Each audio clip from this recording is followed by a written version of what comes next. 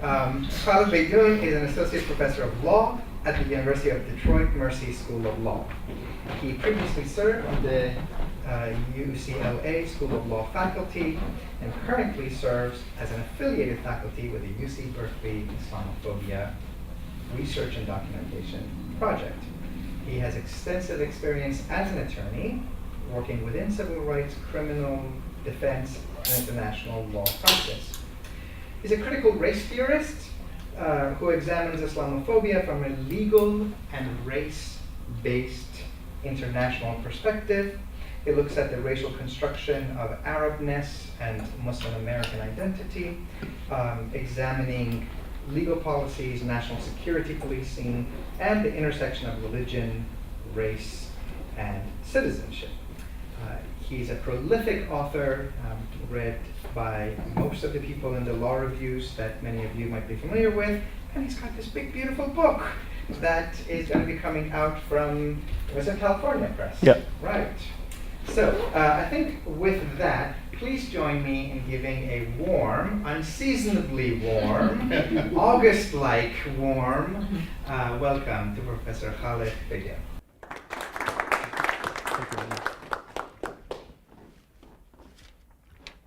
Yeah, thanks so much. I'm going to try to echo my fellow Detroiters' rant yesterday with, instead of like hip-hop lyrics or bars, some academic bars, and have a conversation that is linked to my research. So I spent a lot of time in the last 3 to 5 years, even before the emergence of Donald Trump, grappling with what we know today as Islamophobia, the war on terror more broadly, and this racialization and stigmatization of Muslims and perceived Muslims by law. Before getting into that, and we're a small, intimate group, so hopefully, after my presentation, we can engage in a more interactive discussion about issues addressed in my presentation, but any issues that you feel, interest you, that are somehow linked, or that just, kind of poke your curiosity. I want to lead off by thanking DISC, the Department of Islamic Studies and the Kenan Institute for inviting me. I came to Duke last year, and I went to University of Michigan. We always reviled Duke growing up, but since my handful of visits here at the university, it's definitely a place that I've come to really enjoy visiting and really build rapport with many of the academics here. So again, my talk is going to focus, it's anchored primarily in my legal research, but it's also kind of anchored in much of the advocacy and much of the policy analysis that I do. In addition to being an academic and focusing on legal scholarship, I'm somebody who comes from an activist tradition. I'm somebody who engages in journalistic writing and trying to make my work not only accessible, but really kind of resonant and responsive to what individuals, what Muslim Americans, and broadly speaking, civil rights discourses are grappling with at this moment. So the title of the piece is Policing Muslim Identity During the Time of Trump. What I want to focus in on is grappling with how we think about and understand Islamophobia, right? This concept which has emerged into a mainstream concept, a mainstream item of political discourse, and a mainstream social/racial justice objective. We see Islamophobia being centered in that way today. I also want to talk about Trump and position what Trump has done, what he's talked about, what he's proposing within this broader, protracted war on terror, right? And also I highlight the idea and argue that what Trump is doing isn't necessarily an outlier from what previous presidents have done in advancing war on terror objective strategy and specific police programming.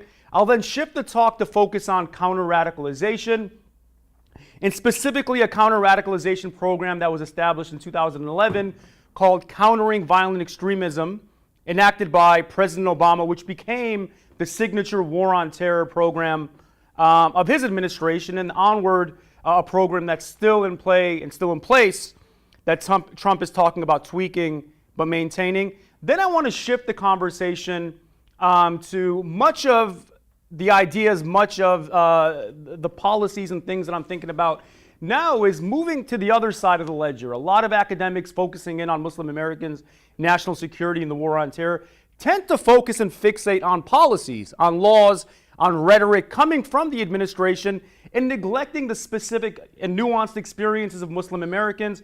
I'll close the conversation with examining this tension with regard to Muslim American identity performance mainly steeped in the free exercise clause. We'll talk about the First Amendment and how the First Amendment, one of its guarantees is that it extends every citizen the right to freely exercise their faith, but kind of extend free exercise to the idea that is called identity performance, the way individuals not only freely exercise their faith, but manifest, express, demonstrate their religious identity beyond just mere religious exercise. And then we'll close, hopefully, with a good interaction, a good discussion on these issues and more. So that is the menu for my talk. If the menu is not appetizing and you find that there's something lacking from that menu, please make a proposal, and I'm glad to have a conversation on something sweet, ideally, a dessert, because a lot of these topics are kind of tardy. Okay, what is Islamophobia, right? So, no, come join us. So Islamophobia, obviously, there's been a lot of discussion in the media space, the activist space, also the academic spaces, right? However, when I first grappled and started to write about and think about Islamophobia, I was dissatisfied with the prevailing definitions. Now, my initial work as an academic was focusing in on legal history. My first pieces were examining this era called the Naturalization Era from 1790 to 1952. There was a statute in place where individuals had to demonstrate to civil courts that they were white in order to become naturalized citizens. Right? I'll talk about this more closely later on in the conversation, later on in the talk. But this essentially created a peril, an obstacle for Muslims, because there was this idea, this discourse called Orientalism, right, which pit Muslim identity against whiteness, against Christianity specifically, but Christianity was a gateway or a proxy for whiteness during the Naturalization Era, and in some respects still today. So Islamophobia was still very much a broader phenomenon, an unnamed phenomenon anchored or tethered to Orientalism. However, obviously today it's become part of the mainstream political, activist, and academic parlance.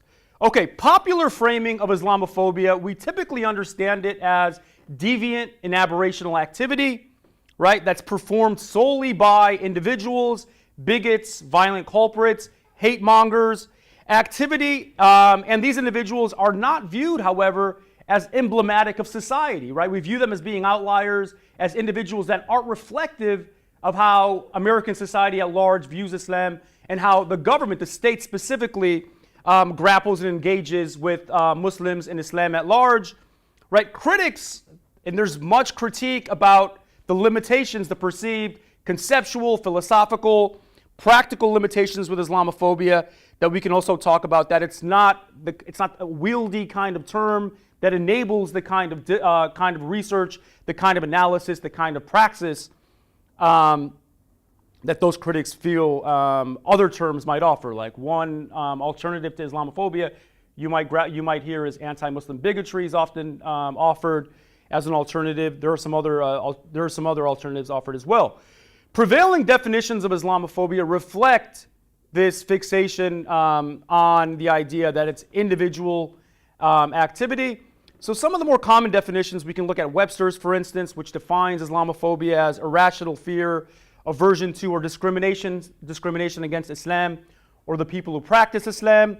Google defines Islamophobia as dislike or prejudice against Islam or Muslims. Then Fear Inc., a really popular study that eventually became a book by Nathan Lean, defines Islamophobia as a network of institutions, politicians, and pundits. Again, complicates the definition of Islamophobia with that definition, but still specifically focusing in on the private sphere, right? Still neglecting the idea that perhaps Islamophobia can be something that's sourced, something that's propagated by the state, and specifically law, policy, and programming. So again, dissatisfied with these definitions, came up with the idea, hey, why not offer a definition that could be more comprehensive? And that might be anchored in law, right? Because legal scholars, maybe it's arrogance, we believe that much of this animus, much of this discrimination is enabled by law and policy, right? We view the law as being the central, the most salient catalyst that enables the kind of discrimination that can happen along lines of race, religion, gender, and so on. So I wrote this article in the Columbia Law Review, And I offered my own definition of Islamophobia.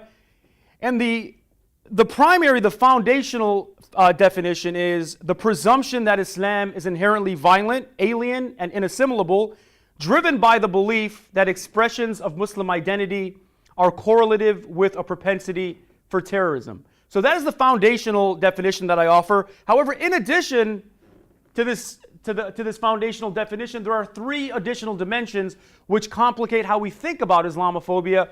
Private Islamophobia, right? The kind of Islamophobia that the definitions we just highlighted and discussed tend to fixate on. Second, structural Islamophobia, what I thought was the missing link.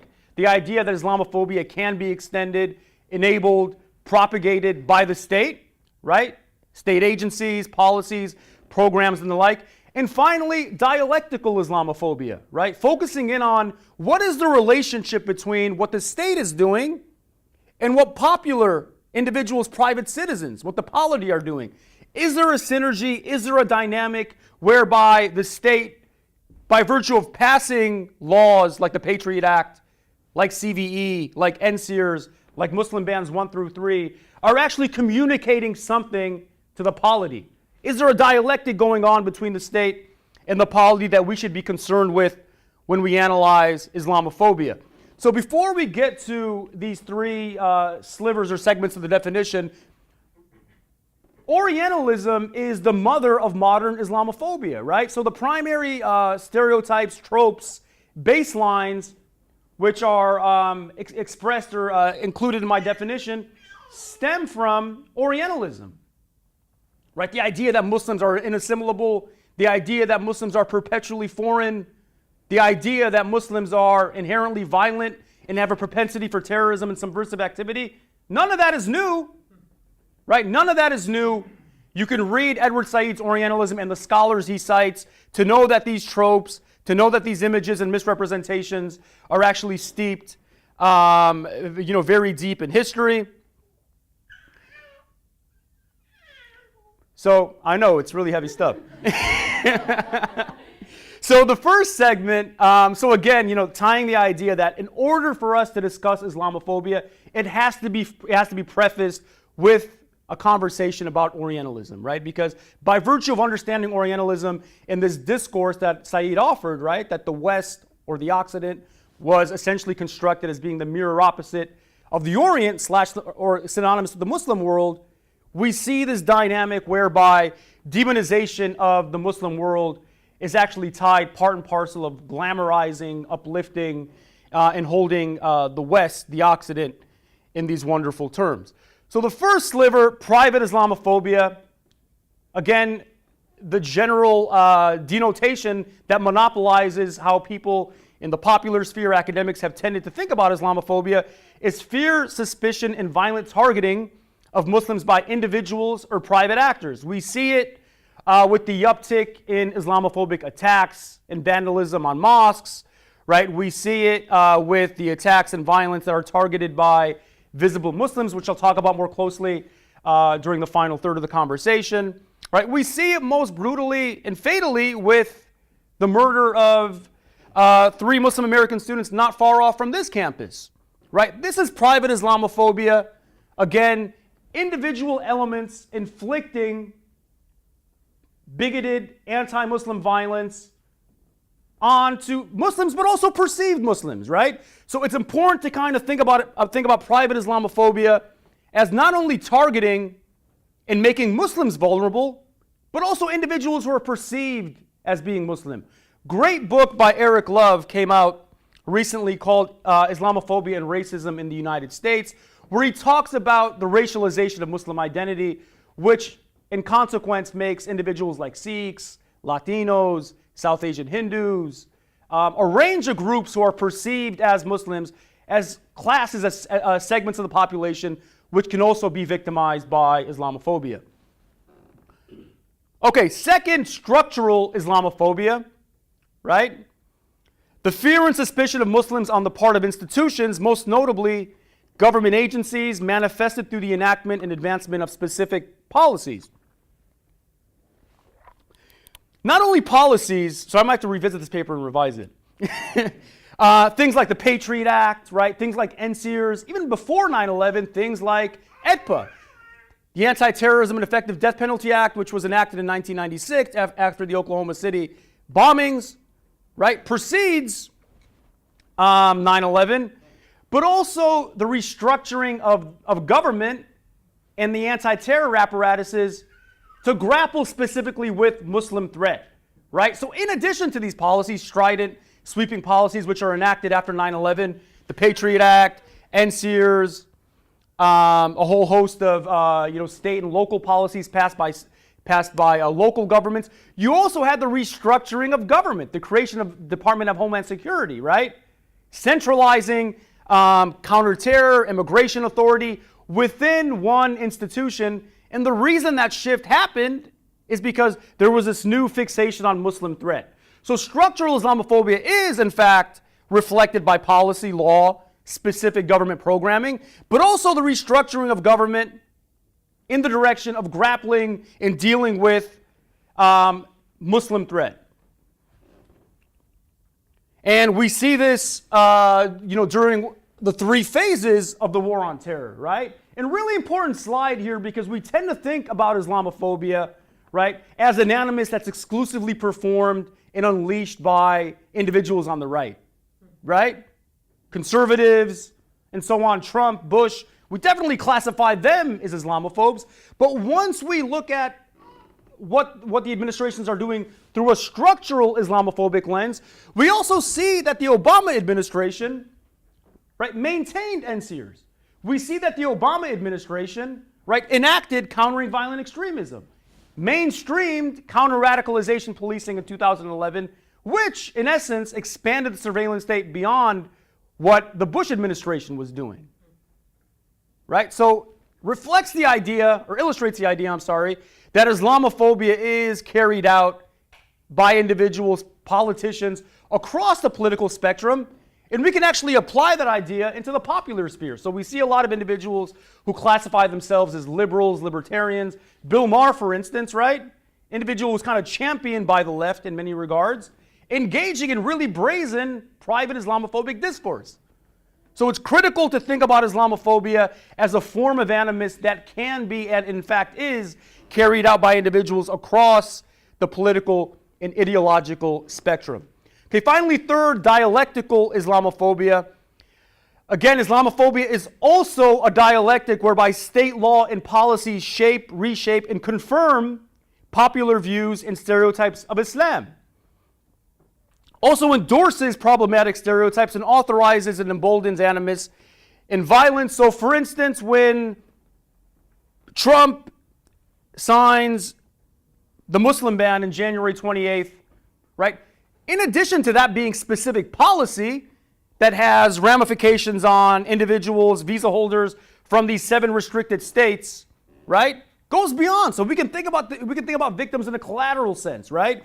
Because that policy functions as a command, a dictate to the broader polity that if law is enshrining these problematic stereotypes and essentially saying that Muslims are to be feared, they are to be left out of the country, that's communicating a specific message to the entire citizenry, which in turn is essentially commanding or endorsing the idea that private citizens should actually be part of the project, right, of policing, monitoring, and in some respects expunging Muslim threat.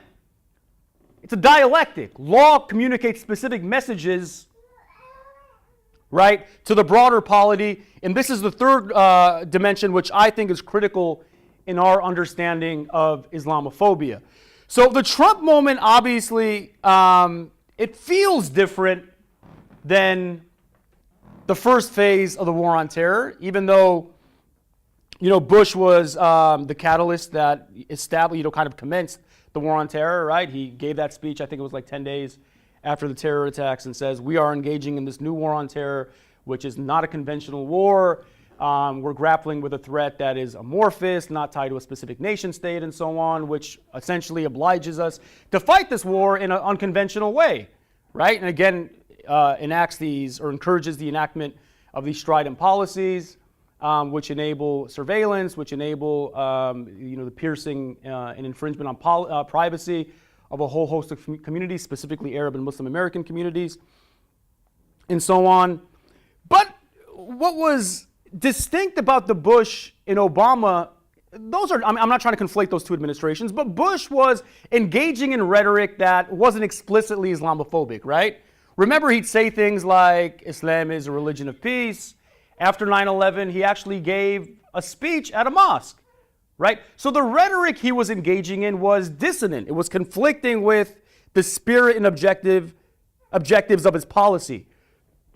Obama, right, actually takes a lesson from Bush, but engages in far more laudatory speech about Islam and Muslims. Remember, 6 months after Obama took hold of the White House, he goes to Cairo, right? Gives that really historic speech at Al-Azhar, right? Was saying things like it's high time for the United States to mend its wounds with the Muslim world and so on, right? Doesn't go to a mosque until 7 years later in the United States when he visits the mosque in Baltimore.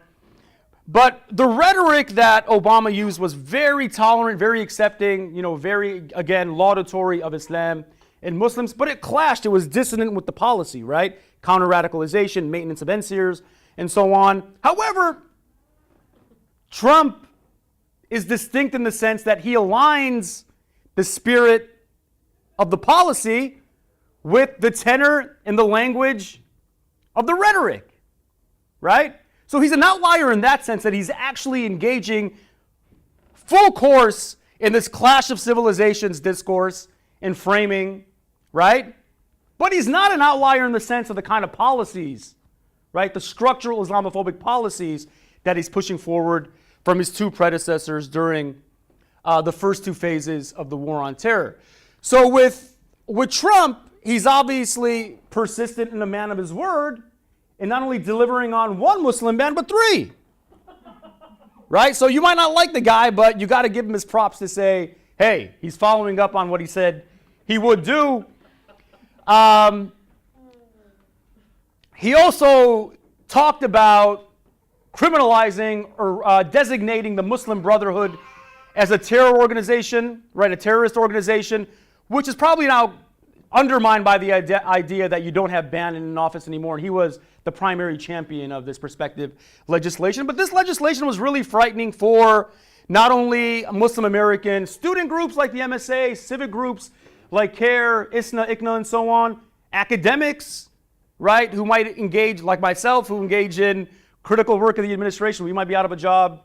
You guys might see me at Starbucks or something, So legislation that was really concerning. In addition to that, he talked about a Muslim registry, right? That if we were to let Muslims into the country, they'd have to enter their names and their whereabouts within a database where we know where they are, just in case an attack happened. We know where to find the bad guys, right? But was this Muslim registry actually a novel idea? No, it wasn't, because NCERS was in place in the previous decade and up until 2012. Obama extended it into 2012. He also engages in, we'll have a Q&A in a bit, mass deportations as well. So know that these accelerated mass deportations, which we stereotypically link to Latinx communities, also have an impact on Muslim communities. So where I live in Detroit, right, you see these ICE buses coming in quite frequently, right? Picking up Arab and Muslim American families, and you don't see them anymore. Deportation is also an issue that we typically don't link to Muslim Americans, but it's something that definitely impacts, generally speaking, indigent working class, undocumented Muslim communities. And then finally, what I want to focus in on next, CVE, countering violent extremism, which might very arguably become CIV, countering Islamic violence, which is a rejiggering of the counter-radicalization program established by President Obama in 2011, but viewed within the prism and carried forward through the strategy of this clash of civilizations rhetoric and worldview that's been trumpeted by Trump, pun intended. Okay, radicalization theory, right? So before we could talk about counter-radicalization, we have to grapple with what the theory itself, how it goes about framing this radical threat, right? So radicalization theory stems from the UK. So the first counter-radicalization programs that were practiced were out of the UK, and it was a program called Prevent. So the scholars that helped frame and articulate the theory that enabled the counter-radicalization program, the program that came about in Europe and then eventually the United States, framed radicalization as a four-stage, predictable process by which a Muslim becomes a terrorist. So if you read these studies, they're facially neutral, right? They're religiously and racially neutral. They don't focus on Muslims. They might talk about Al-Qaeda, they might talk about ISIS, right? But they talk about radicalization in broad, objective, neutral terms. But the policing program, the actual practice of the policing program, highlights that radicalization is fundamentally concerned, and not only fundamentally, but one might even say exclusively concerned with Muslim threat, right? It's a four-stage process in the way we conceive of radicalization. And I'll talk about later how this theory, which eventually becomes a policing program, infringes on core fundamental civil rights extended not only to citizens, but residents, specifically free exercise of religion, right? I have another paper called Bisecting American Islam, where I argue that counter-radicalization might actually violate the Establishment Clause as well, right? The idea that we must separate church and state, that by virtue of specifically policing Muslim communities, there might be an infringement on the Establishment Clause. So that's something we can discuss during the Q&A if you find that interesting. Okay, four-step process, pre-radicalization. The individual is not yet a threat. However, he might be a threat or she might be a threat because he or she is Muslim, and every Muslim inherently has the propensity of becoming a threat. Right? Second step, identification, where the individual, the subject, has identified a specific ideology or beyond probable terror ideology, has potentially looked into joining or enlisting with a terror network. And we all see through these discourses on the lone wolves and the terrorism and so on, with whether the culprit is white, Muslim, and so on, that sometimes the relationship, the evidentiary kind of link between the culprit and the entity he or she might be linked to is really tenuous, right? Sometimes the only evidence is the individual's racial or religious identity. I wrote this piece this past week after Las Vegas in the Washington Post, where I talk about the double standards linked to this lone wolf concept that's been debated in the media space. Finally, third, indoctrination. So after identifying a specific ideology or a specific terror network, the subject is now in the process of becoming indoctrinated, right? He or she are now abreast, are in cahoots, are communicating with this terror network, or are absorbing the ideology. So what's troubling about radicalization theory is that it's important to think about the threat of terror along two lines, right? First, ideology. You might not have any link to a specific terror group, right? ISIS or whatever it might be. There might be no material connection, no communication at all. It might just be ideological. You're actually like reading their website, reading literature and so on. So radicalization can stem from ideological exposure and consumption, or some sort of nexus or relationship with the network itself. And finally, fourth, some sort of evidence that the subject is in the process conspiring, planning to take some sort of terror action. The objective and kind of the spirit of counter-radicalization is prevention. Let's find these guys and stop them before they graduate on to the more extreme steps of the counter-radicalization process. It's preventative. The actual individual hasn't actually commit a crime, right? And we conceive of the prospect of radicalization inclining when the individual is actually practicing constitutionally protected activity. And we'll talk about what those proxies are and what those symbols are that signal to law enforcement that this individual might be in the process of becoming radicalized. Okay, CVE, again, the program was called Countering Violent Extremism. It may shift to CIV, Countering Islamic Violence. Currently, it's the way it's being practiced in many cities where we have hardline CVE programs, Boston, Los Angeles, Minneapolis. We've had precedent programs in New York. We might have heard of this NYPD spying on Muslims program. There was a CVE program in the Washington, D.C. area where the FBI established relationships with various mosques in Montgomery County. So in addition to the 3 hardline CVE programs that get a lot of press, there's been a number of informal hardline CVE programs that have essentially carried out what the hardline programs have done for some time. Here we're linking Islam specifically and manifestations of Islamic practice to prospective radicalization. So religiosity, right? Religiosity becomes a symbol or a potential symptom of the prospect of radicalization. And typically speaking, law enforcement views an abrupt shift in religiosity. So if one day Professor Beydoun is walking down the street wearing shorts, doesn't got a beard, and is spending his Fridays at the club instead of the masjid, but the following week, Professor Beydoun's got a beard, he's wearing a thobe, a kufi, and he's walking to the masjid, that abrupt shift, so hey, something's going on with this guy, It's not natural that somebody has a spiritual awakening in this abrupt a fashion. He's had to been exposed, or identified, or linked to a radical group, and he's in this process of becoming radicalized. So in addition to inconspicuous or spiritual evolution or de-evolution, depending on who you ask, there's also manifestations of religious piety, right? So symbols of religion.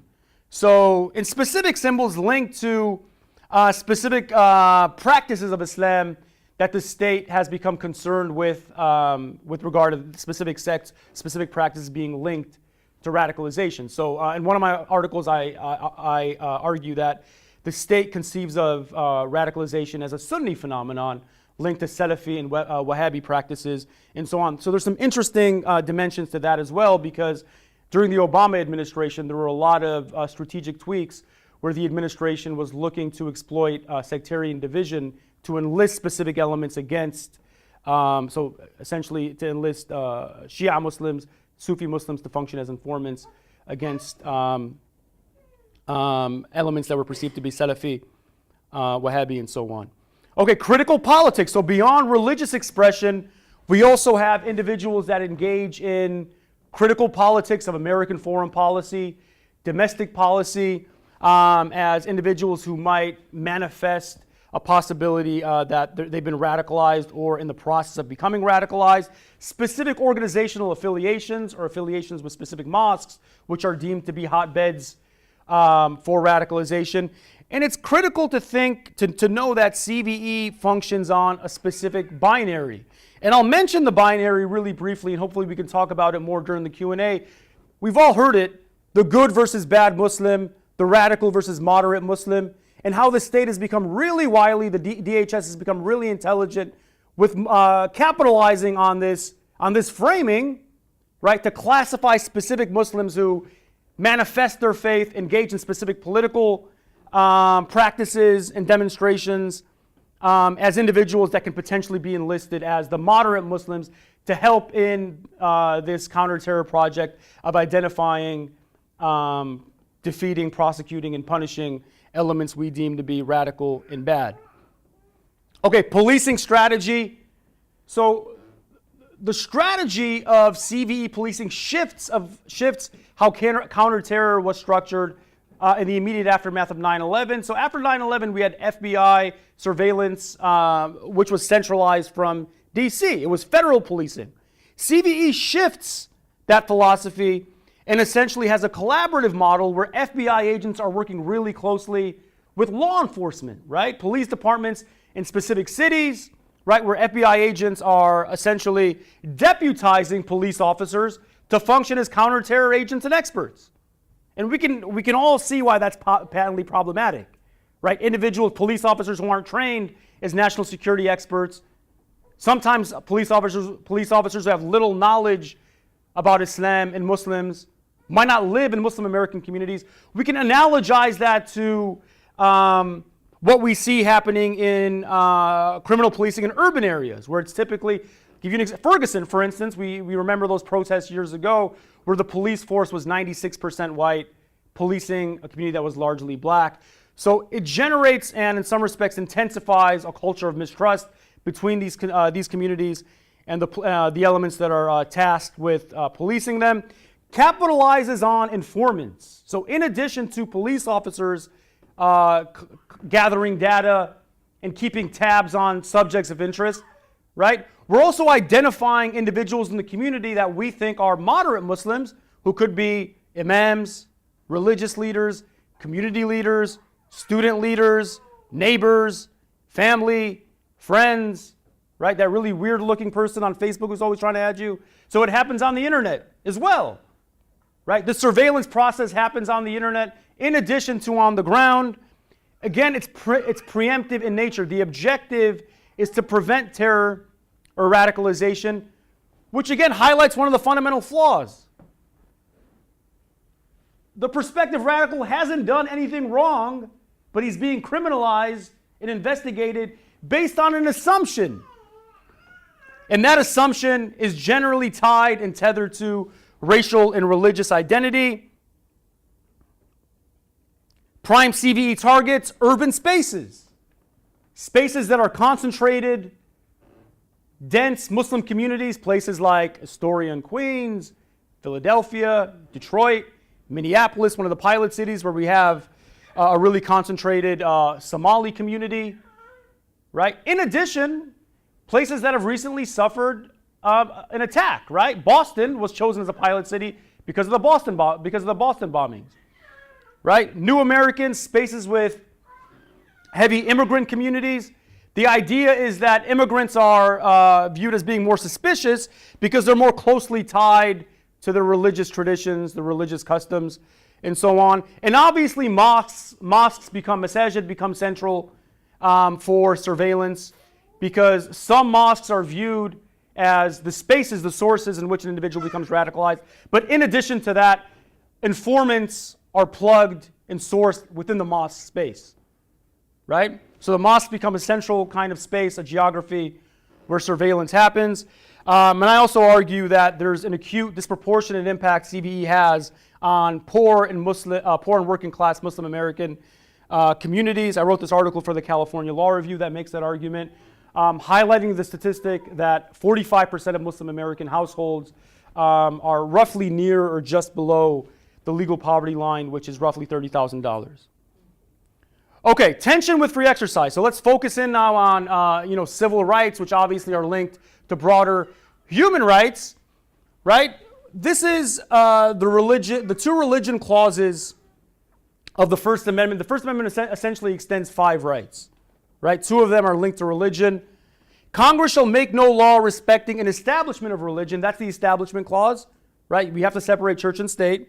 The state cannot endorse or specifically castigate a specific religion. Second, free exercise. It cannot prohibit the free exercise of citizens and residents. That's what I want to focus more closely on with regard to counter-radicalization, specifically in war on terror policy broadly. So we think about Islamophobia. If we work from this premise that Islamophobia is only private in nature, it's only the kind of animus that's inflicted by private individuals, right? We tend to fixate only on hate crimes and hate incidents. That becomes the measure, that becomes the barometer of how Islamophobic society is, right? Which is only one sliver of the entire portrait, right? If we shift our conversation or broaden our perspective on what Islamophobia is or might be, we also know that because it's structural, Islamophobic victimization also happens in the form of chilling, compromising, and infringement of core civil rights, such as the Free Exercise Clause, right? That is an Islamophobic harm, right? In addition to just hate crimes and hate incidents, the fact that an individual's constitutional civil liberties are being undermined, extinguished, or eroded, that should be viewed as an Islamophobic harm. I teach torts law, I've taught it before. Harms are what enable individuals to claim damages, right? It's the suffering that is suffered as a consequence of some violence inflicted by an individual, negligence, or animus from an institution. And again, we focus on this binary that enables the division of Muslim communities as a catalyst that facilitates the ability to carry forward counter-radicalization and broader war on terror. I want to talk about this article really closely. It's what I'm working on and what I've been running around the country talking about at law schools for the last couple of months now. I wrote this article called Acting Muslim, which grapples with the tension between the presumptions that war on terror policies extend about Muslims and Islam, and how that presumption really erodes, compromises the free exercise rights, but also kind of triggers this process that Muslim Americans have to negotiate and grapple with, which is what I call acting Muslim during the war on terror. And it is the process whereby Muslim Americans strategically negotiate and publicly perform a religious identity stigmatized by counterterror policy. Obviously, being Muslim and wanting to freely exercise your faith and express your religious identity in an unfettered way is complicated and constrained by war on terror policy. So freely and openly expressing Muslim identity maximizes the probability of surveillance and private violence, right? And we'll talk about, and I construct a typology in this paper which explains the various ways that Muslims negotiate and navigate their religious identity. State policy actually incentivizes suppression of Muslim identity and the performance of positive stereotypes. So there's rewards, right? There's incentives attached to being a moderate Muslim, right? There's disincentives attached to being a critical Muslim, a radical, not that way, right? Radical meaning politically, a radical Muslim, right? There's disincentives attached to being a really conservative, pious Muslim, right? So an individual who maximizes his or her free exercise rights, speech rights, association rights, runs the risk, right, of inviting the long arm of the state into their home, maximizes the prospect of surveillance and suspicion. This tension, almost this contradiction between what the First Amendment promises to everyone, including Muslims, clashing with the presumptions, the messages that are extended by war on terror policy, including counter-radicalization. So in this article, I construct a four-part typology that explains the myriad ways in which Muslims and Muslim Americans are negotiating their identity within this contradiction that I just talked about between the First Amendment and war on terror presumptions. First, confirming Islam. Second, conforming Islam. Third, covering Islam. And fourth, concealing Islam. This is an extension of an area of legal scholarship called identity performance theory. A number of scholars have focused in on performance of sexual orientation. Really prominent article by Kenji Yoshino called Covering, which talks about that performance. Some other works that inspired this piece. Working Identity by Devin Carbato and Mitu Galati, published in the Cornell Law Review, which eventually became a book called Acting White. Talks about the performance of racial identity in corporate spaces and the malleability of racial identity as a strategy to either access upward mobility, a higher salary, promotion, and so on in the employment space. Great piece by Nancy Leong in the California Law Review called Identity Entrepreneurship that talks about how specific individuals within the affirmative action context might want to reshape their identity in ways that make them more attractive to institutions that want to capitalize on diversity objectives and missions. So this article kind of extends and is inspired by that body of scholarship. And instead of focusing on race, gender, and sexual orientation, I want to extend the theory into the religious context.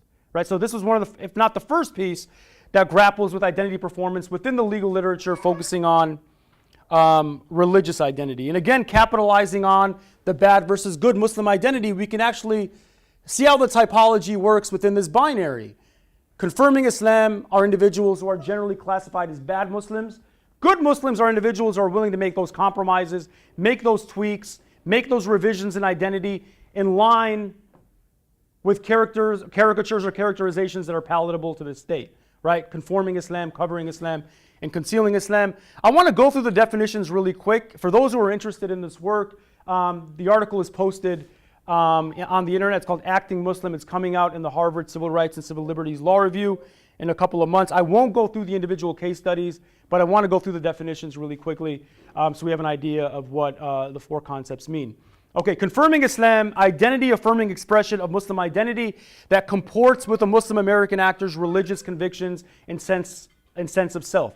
This is a Muslim saying, I know that there's risks associated with me freely exercising my faith. I know there's risks associated with me growing this really long beard, wearing my thobe. I know there's risks associated with me wearing a hijab, or maybe even a niqab, right?